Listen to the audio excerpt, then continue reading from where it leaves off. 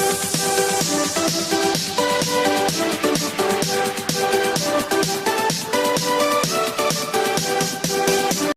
Friends, welcome to e commerce class. आज की video में हम बात करेंगे आपका जो दोहरा लेखा प्रणाली होता है, दोहरा लेखा प्रणाली का प्रतिपादन किसने किया, दोहरा लेखा प्रणाली का उपयोग कैसे किया जाता है, डबल एंट्री सिस्टम। ठीक है, इसका हम आज विस्तृत जानकारी प्राप्त करेंगे। चलिए वीडियो को स्टार्ट करते हैं। दोहरा लेखा प्रणाली, double entry system, double entry system. ठीक है, डबल एंट्री सिस्टम मतलब दोहरा लेखा प्रणाली। दोहरा लेखा प्रणाली का प्रतिपादन किसने किया, प्रतिपादन किसने किया, ल्यूकास पेसियोली ने। ल्यूकास पेसियोली कितने में किया, 1494 ईस्वी में, 94 ईस्वी में इटली के वेनिस नगर में, इटली के वेनिस नगर में। इनका जो बुक था उसका नाम था डी कंप्यूटरीसेट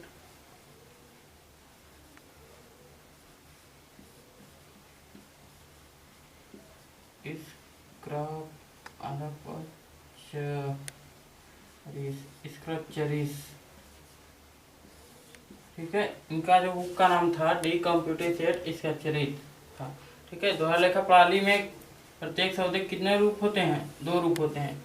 एक होता है डेबिट, दूसरा होता है क्रेडिट। ठीक है, अब इसके बाद आप आ जाइए इसमें दोहरा लेखा प्रणाली की विशेषताएं। दोहरा लेखा प्रणाली की विशेषताएं जो है वो निम्न प्रकार हैं। पहला, न्यायपूर्ण प्रणाली। ये क्या होता है, एक न्यायपूर्ण प्रणाली होता है। इसमें आपका आएगा नेक्स्ट, कुछ निश्चित नियमों के आधार पर लेखा करना। मतलब कुछ निश्चित नियम, मतलब जैसे आपका जनरल करते हैं तो इसमें आएगा पर्सनल, रियल, नॉमिनल। इसमें आएगा आपको डेबिट और क्रेडिट का रूल फॉलो करेंगे तो वो आपका निश्चित नियम है। ठीक है, इसके बाद आएगा अंगठित शुद्धता की जांच करना। जैसे मान लीजिए अंगठित शुद्धता की जांच आपको करना है तो मान लीजिए अगर 500 का आपका बुक है, प्राइस लिखा हुआ है 500 रुपया, इसमें जो आपका डिस्काउंट दिया गया, मान लीजिए 50 रुपये का डिस्काउंट दिया गया, तो टोटल आपको कितना पेमेंट करना पड़ेगा, 450 रुपये आपको पेमेंट करना पड़ेगा। तो ये क्या है, लेखा जब भी करेंगे हम 450 से करेंगे ना कि 500 से। ठीक है, तो उसको क्या करना पड़ेगा, अंगठित शुद्धता की जांच करना कहते हैं। सार्वभौमिक, सार्वभौमिक का मतलब ये है कि जनरल का जब भी हम प्रयोग करेंगे वो न्यायालय में प्रमाण पत्र के रूप में किया जाता है इसको। ठीक है, लेखांकन ढांचा, अकाउंटिंग स्ट्रक्चर। अकाउंटिंग स्ट्रक्चर में आपका आता है सबसे मेन जो टॉपिक है वो यही है। इसमें पहला आपका आएगा ट्रांजैक्शन, पहले सौदा होता है, उसके बाद आपका आएगा जनरल किया जाता है। जनरल में, जनरल को हम बोलते हैं प्रारंभिक लेखा या फिर जनरल। ठीक है, इसके बाद आपका आता है लेजर, खाता बही करना उसका। फिर उसके बाद ट्रायल बैलेंस करना आता है। ट्रायल बैलेंस मतलब तलपट होता है। फाइनल अकाउंट, फाइनल अकाउंट मतलब अंतिम खाते तैयार करते हैं। अंतिम खाते में आपका आता है trading account, profit and loss account, balance sheet आता है। ठीक है, इसके बाद जो इसका एनालिसिस किया जाता है, फिर इसके बाद इनका इंटरप्रिटेशन किया जाता है, मतलब निर्वचन किया जाता है। ठीक, किसी वस्तु के क्रय विक्रय व्यवहार को सौदा कहा जाता है। सौदे के कितने रूप होते हैं, दो। पहला आपका आएगा डेबिट, दूसरा होता है क्रेडिट। ठीक है, एसेट संपत्ति, किसी लॉन्ग टर्म के उद्देश्य से किया गया कार्य आपका जो आएगा वो एसेट्स होता है, जैसे बिल्डिंग, भवन, फर्नीचर। नेक्स्ट आपका आएगा बिजनेस, व्यापार। व्यापार लाभ कमाने के उद्देश्य से कोई भी कार्य किया गया जो होता है उसे हम व्यापार कहते हैं। कैपिटल, पूंजी। पूंजी व्यवसाय प्रारंभ करते समय जो धन लगाया व्यापार में लगाया जाता है उसे हम पूंजी कहते हैं। ड्राइविंग, आहरण। व्यवसायी व्यवसाय से जब निजी प्रयोग के लिए अपना जो भी धन या फिर सामान निकालता है उसे हम आहरण कहते हैं, ड्राइविंग।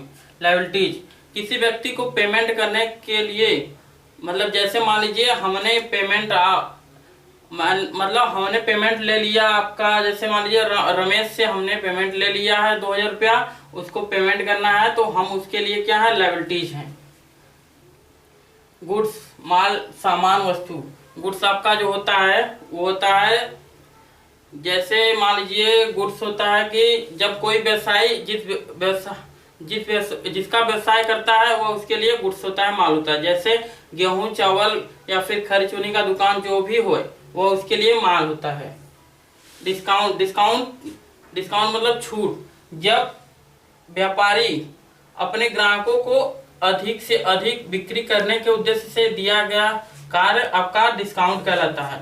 डिस्काउंट 3 प्रकार से किया जाता है। पहला ट्रेड डिस्काउंट, दूसरा कैश डिस्काउंट, तीसरा आपका आएगा स्पेशल डिस्काउंट। ट्रेड डिस्काउंट होता है व्यापारी छूट। जब किसी व्यापारी छूट सभी व्यापारियों को दिया जाता है, इसका लेखा पुस्तकों में नहीं किया जाता है। व्यापारी छूट का उद्देश्य अधिक से अधिक बिक्री करने के लिए किया जाता है। व्यापारी छूट बीजक पर दिया जाता है। कैश डिस्काउंट नगद छूट। नगद छूट का उद्देश्य शीघ्र भुगतान प्राप्त करने के लिए किया जाता है, या ट्रेड डिस्काउंट के बाद जो भी पैसा बचता है उस पर आपको कैश डिस्काउंट निकाला जाता है। स्पेशल डिस्काउंट स्पेशल ग्राहकों के लिए दिया जाता है। जो परमानेंट ग्राहक होते हैं उनको स्पेशल डिस्काउंट दिया जाता है। नेक्स्ट जो आपका आएगा difference between trade discount and cash discount. Trade discount, cash discount. Trade discount जो आपका आता है इसका लेखा पुस्तकों में नहीं किया जाता है। कैश डिस्काउंट इसका लेखा पुस्तकों में किया जाता है। व्यापारिक छूट का उद्देश्य अधिक से अधिक बिक्री से है। नगद छूट का उद्देश्य शीघ्र भुगतान से है। व्यापारिक छूट बीजक में से घटाकर किया जाता है। नगद छूट बीजक में से घटाया नहीं जाता है। चौथा पॉइंट जो आपका आएगा व्यापारिक छूट की गणना सूची मूल्य पर किया जाता है, जबकि नगद छूट की गणना भुगतान की जाने वाली राशि पर किया जाता है। व्यापारिक छूट सभी को दिया जाता है, नगद छूट सभी को नहीं दिया जाता है।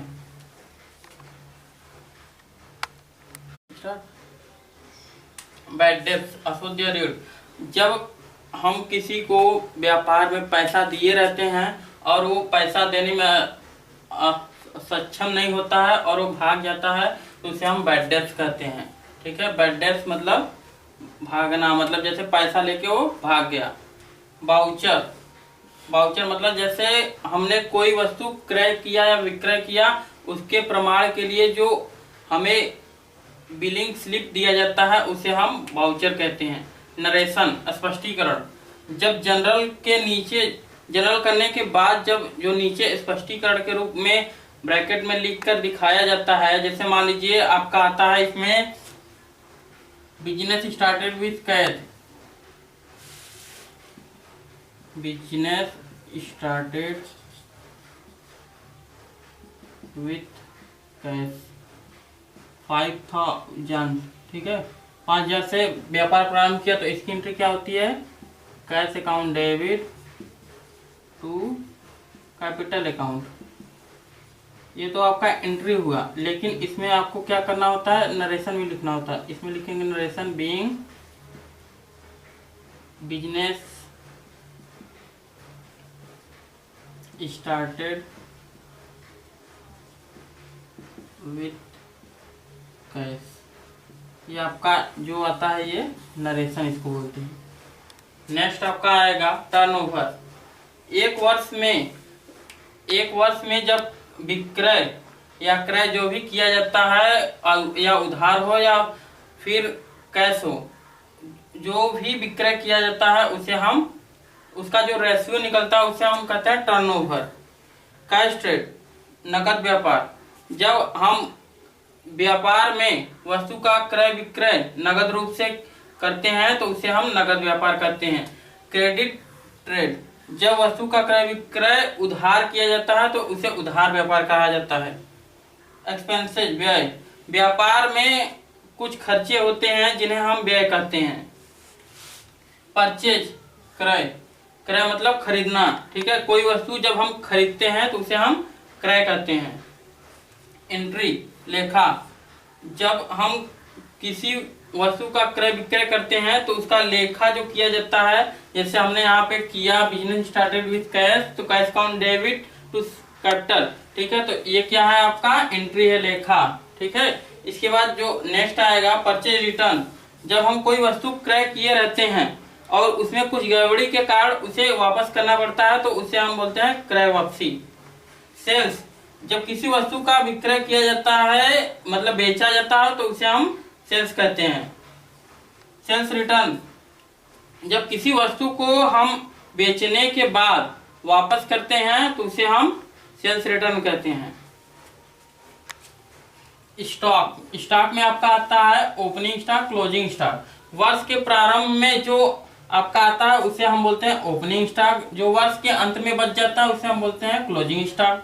फ्रेट मतलब भाड़ा, भाड़ा उसे बोलते हैं, जैसे मान लीजिए ऑटो से हम कहीं जा रहे हैं, उसके उसके मतलब भाड़ा उसे हम बोलते हैं, जैसे कि ऑटो से रातलाव से कहीं दूसरी जगह गए तो उसका जो पेमेंट करेंगे उसको हम भाड़ा बोलते हैं। सैलरी, सैलरी मतलब वेतन, वेतन आपको, भाड़ा आपको जो है कि प्रतिदिन दिया जाता है, लेकिन आपका वेतन, वेतन जो आपका आता है सैलरी, वो एम्प्लॉय को दिया जाता है, या फिर कोई कार्य करता है मतलब ऑफिशियल वर्क करता है तो उसे हम वेतन देते हैं, वेतन के नाम से जानते हैं, उसे मंथली दिया जाता है पेमेंट। नेक्स्ट जो आपका आएगा अकाउंटिंग इक्वेशन मतलब लेखांकन समीकरण। लेखांकन समीकरण क्या होता है? एसेट्स बराबर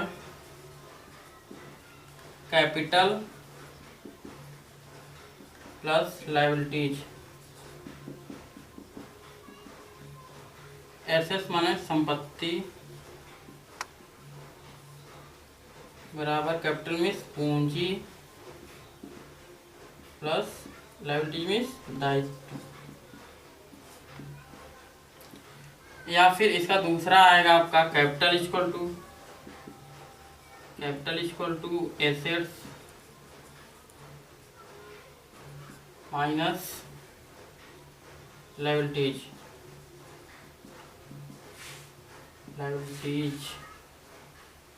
नेक्स्ट आपका आएगा लायबिलिटीज इक्वल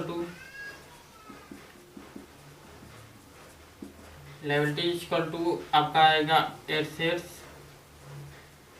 माइनस कैपिटल। या फिर हम इसको कर सकते हैं, एक और बन सकता है सूत्र इसका, ये हो गया आपका पहला, ये हो गया दूसरा, ये हो गया तीसरा, ये हो गया आपका चौथा। चौथा आपका जो आएगा assets minus capital plus liabilities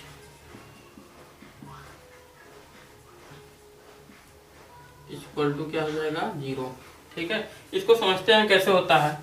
जैसे मान लीजिए हमने बनाया बैलेंस शीट, ठीक है, एज ऑन करके, एज ऑन 31 मार्च।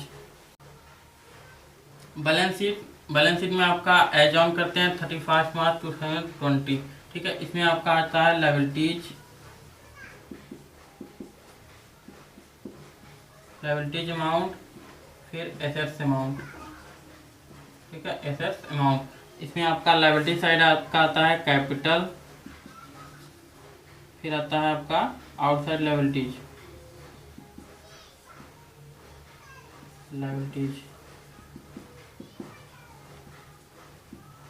इसमें आपका आता है एसेट साइड। ठीक है, एसेट्स में आपका मान लीजिए फर्नीचर आ गया, जैसे बहुत सारे आइटम हैं। मान लीजिए कैपिटल आपका है 5 रुपया, लायबिलिटीज है आपका 5 रुपया, एसेट्स है आपका 10 रुपया, फिर आपका बैलेंस जो आता है वो सेम होना चाहिए। ठीक है, 10 रुपया इधर 10 रुपया इधर, तो बैलेंस शीट आपका सही है। ठीक है, तो इसमें आपका मान लीजिए जैसे एसेट्स है कैपिटल प्लस लायबिलिटीज। कैपिटल आपका कितना है? 5 रुपया है, प्लस लायबिलिटीज कितना है? 5 रुपया है, एसेट्स आपका कितना है? 10 रुपया, 5 5 10 इक्वल टू, मतलब ये एक्सप्रेशन सही है आपका। ठीक है, नेक्स्ट आपका जो आएगा वो capital plus assets minus liabilities. Capital आपका कितना है? 5 रुपया है, एसेट्स आपका कितना है? 10 रुपया है, माइनस करेंगे लायबिलिटीज कितना है? 5 रुपया, तो ये कितना आ जाएगा? 5 रुपया आ जाएगा। ठीक है, 5 रुपया, तो 5 किलो 5, मतलब ये भी क्वेश्चन आपका सही है। लायबिलिटीज आपका कितना है? 5 रुपया है, एसेट्स आपका कितना है? 10 रुपया है, माइनस करेंगे कैपिटल आपका कितना है? 5 रुपया, तो ये घटाने के बाद कितना आ जाएगा? 5 रुपया, 5 इक्वल टू 5, मतलब ये भी आपका क्या है? सही है। ठीक है, एसेट्स आपका कितना है? 10 रुपया, माइनस करेंगे कैपिटल आपका कितना है? 5 रुपया, फिर उसके बाद लायबिलिटीज आपका कितना है? 5 रुपया, कितना आ जाएगा? 10 माइनस 10 कितना आ जाएगा? 0। ये भी क्या है, आपका इक्वेशन सही है। थैंक यू सो मच दोस्तों, वीडियो को देखने के लिए। वीडियो को लाइक करें, सब्सक्राइब करें और वीडियो को ज़्यादा से ज़्यादा शेयर करें। थैंक यू सो मच दोस्तों।